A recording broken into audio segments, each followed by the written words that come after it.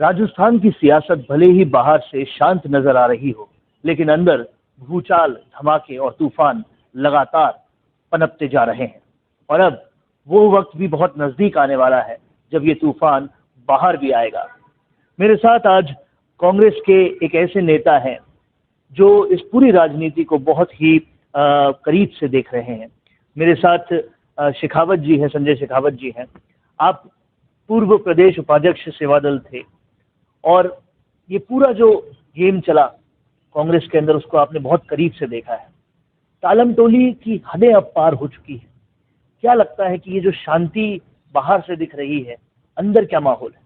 देखिए, निश्चित तौर से कांग्रेस के अंदर जो बहुत लेट डिसीजन लेने की जो प्रक्रिया है, वो निश्चित तौर से संगठन के लिए बहुत नुकसानदायक होती है। और जहां तक हम मानते हैं, जो निपटारा होना चाहिए वो तुरंत होना चाहिए, क्योंकि राजनीति में हर मिनट में परिस्थितियां बदलती है और राजनीति को देखते हुए अब तक निस्तारण हो जाना चाहिए, जिससे कि हमारा संगठन कांग्रेस सभी दलों को, सभी मजबूत संगठनों को लेके एकता के साथ आगे चल सके। इसके लिए हमें इन सब चीजों का निपटारा बहुत जल्दी करना चाहिए। सचिन पायलट को सम्मान अभी तक नहीं मिला, ना ही उन मंत्रियों को सम्मान मिला जो पूरी तरह से वादे के साथ आए थे कि उनको सम्मान मिलेगा। उसके अलावा आज तक आयोग नहीं बने, आज तक नियुक्तियां नहीं हुई, राजनीतिक नियुक्तियां नहीं हुई। ऐसे में क्या नेताओं के मन में चल रहा है? क्या उनके मन के अंदर की बात है? देखिए, आप कब तक टालेंगे, क्योंकि आपके बाद जब सरकार आती है तो 5 वर्ष का एक निश्चित समय होता है और समय को आप जितना टालोगे उतना ही कांग्रेस के लिए नुकसानदायक होता है, क्योंकि जो अंतिम छोर का कार्यकर्ता है वो भी हमसे उपेक्षा रखता है और उसको भी उसका अधिकार मिलना चाहिए। और आदरणीय पायलट साहब ने यही लड़ाई लड़ी थी। उन्होंने हमेशा कार्यकर्ताओं के स्वाभिमान की बात की, उन्होंने कभी भी अपने आप को ऊपर उठाने की बात नहीं की। आपने देखा, जब हाईकमान ने, जब आदरणीय राहुल गांधी जी ने ये तय कर दिया कि मुख्यमंत्री गहलोत जी होंगे और डिप्टी सीएम पायलट साहब होंगे, तो वो बने। उन्होंने पार्टी हाईकमान के जो भी आदेश थे उसको बिल्कुल निर्वहन किया। लेकिन जब कार्यकर्ताओं के साथ अन्याय हो रहा था, पायलट साहब ने यही तो लड़ाई लड़ी कि कार्यकर्ताओं को उनका अधिकार मिलना चाहिए। और उस लड़ाई को उन्होंने, जो दूसरे लोग थे, उन्होंने उसको और रूप दिया और ये रूप उन्होंने अपने स्वार्थ के लिए दिया। और ये स्वार्थ की जो राजनीति है वो कांग्रेस के भविष्य के लिए अच्छी नहीं है, क्योंकि हमें एक बात तो निश्चित तौर से ये तय कर लेनी चाहिए, क्योंकि हिंदुस्तान के अंदर 70% नौजवान है और आज नौजवान कांग्रेस को नौजवान कांग्रेस देखना चाहते हैं। ये बहुत प्रक्रिया, बहुत उदारवाद होनी चाहिए और नौजवानों को उनका हक मिलना चाहिए, मैं ये मानता हूँ। राजनीतिक गलियारों में जोर जोर से ये बातें चल रही है कि फिर से बगावत होगी, फिर से बहुत कुछ होने वाला है, ये 6 महीने पूरे हो जाएंगे तो बहुत कुछ बड़ा होगा। क्या संकेत आपको मिल रहे हैं? देखिए, मैं क्या कहूँ इस मामले में, ज्यादा वो जादूगर हैं और वो खुद ही फिल्म बनाते हैं। पहले भी फिल्म उन्होंने ही बनाई। राज्यसभा के कोई एक एमएलए किसी ने लिए पैसे? किसी ने नहीं लिए, किसी ने कुछ नहीं किया। लेकिन एक फिल्म प्रोडक्शन होता है, वो अपने बचाव के लिए आदमी कुछ भी करता है। ये वही फिल्म वापस चलाई जा रही है और विपक्ष क्या कह रहा है, विपक्ष से हमें कोई मतलब नहीं है। आदरणीय पायलट साहब पहले भी हाईकमान को अपनी बात कहने गए थे और कार्यकर्ताओं के स्वाभिमान की लड़ाई लड़ने गए थे और ये लड़ाई हम अंतिम अवसर तक लड़ेंगे, क्योंकि उस कार्यकर्ता के पीछे हमारे राज सिंहासन है।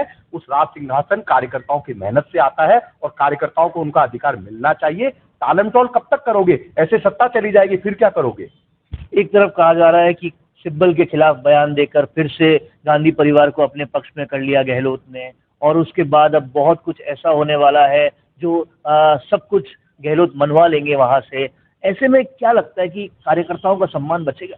देखिए, मैंने क्या कहा कि आदरणीय गहलोत साहब बहुत बड़े जादूगर हैं और वो हर शब्द को बड़ी बेनामी से करते हैं। 5 वर्षों तक पायलट साहब की बगावत वही कर रहे थे। उन्होंने ही कहा था कि मुख्यमंत्री मैं बनूंगा। कौन पीसीसी मुख्यमंत्री होता है? जब कहां पर चला गया था अनुशासन? और जब उन्होंने जिन जिन शब्दों का प्रयोग किया, वो शब्द राजनीति में उचित शब्द नहीं होते हैं। और जो आज ज्ञान पेल रहे हैं उनको खुद को समझना चाहिए कि ज्ञान नहीं है। सिब्बल जी ने क्या गलत कहा? उन्होंने ये कहा आत्मविश्लेषण करना चाहिए और ये सही भी है। कमजोरी अगर हम में है तो हमें उसका विश्लेषण करके और उस पर आत्मचिंतन करके और तैयारी के साथ विपक्ष से लड़ना चाहिए। आप किसी के पक्ष में अगर आप इतने ही वफादार थे तो आप कह देते कि आदरणीय पायलट साहब स्वीकार है, आदरणीय पायलट साहब जो चाहते हैं मैं कांग्रेस को जिंदा देखना चाहता हूं। इसके लिए खुद त्याग अशोक गहलोत जी को भी करना पड़ेगा।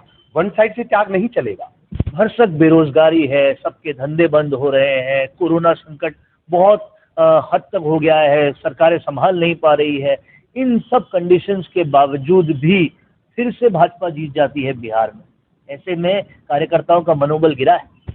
देखिए, निश्चित तौर से मनोबल गिरा है, क्योंकि हमारी तैयारी नहीं होती है। इसमें स्वीकार करने में कोई वो नहीं है। मैंने कहा कि राजनीति में हमेशा परिस्थितियां बदलती है, और जब राजनीति में परिस्थितियों के अनुकूल हमें युद्ध की तैयारी करनी चाहिए। हम पुराने स्टाइल से युद्ध लड़ रहे हैं, और आज टेक्नोलॉजी का जमाना है, आज नौजवानों का जमाना है। और मैं तो ये मानता हूं कि अगर आप फिल्म को एग्रेसिव में दिखाएंगे तो वो नहीं चलेगी। और बिहार से हमें एक सबक लेना चाहिए कि हमें हमारे संगठन को, जो जनता का टेस्ट है, उस हिसाब से इस संगठन को तैयार करना चाहिए। हम एक तरफ राहुल गांधी जी की बात करते हैं, एक तरफ आदरणीय प्रियंका गांधी जी की बात करते हैं, लेकिन डिसीजन कौन ले रहे हैं? डिसीजन वो वरिष्ठ ले रहे हैं जो नौजवानों को आगे ही नहीं आने दे रहे।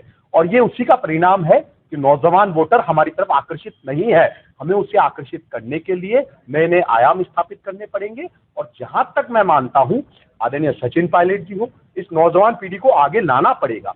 आप ये दौर क्यों भूल जाते हैं कि जब सोनिया गांधी जी 98 में थी, अध्यक्ष बनी, और 99 का जब दौर आया, जब चुनाव आया, तो अशोक गहलोत जी नौजवान थे, उनको मुख्यमंत्री बनाया ना। ये तो उदाहरण था। उस समय मदेना जी थे, नवल किशोर शर्मा जी थे, मृधा जी थे, कई लोग थे, उनको सबको इंगोर करके एक नौजवान को मुख्यमंत्री बनाया। और ये परंपरा आगे भी कायम रहनी चाहिए, मैं ये मानता हूँ। तो ये है कांग्रेस के एक आम कार्यकर्ता की आवाज, जो बहुत सारे संकेत दे रही है। अब इन संकेतों को अगर ढंग से समझ लिया जाए तो बहुत अच्छा है, नहीं तो यही संकेत तूफान में भी तब्दील होंगे और राजनीतिक सुनामी भी बनेंगे।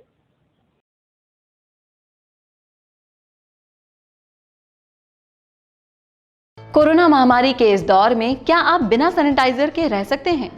नहीं ना, क्योंकि सैनिटाइजर हमारी जिंदगी का अहम हिस्सा बन गया है।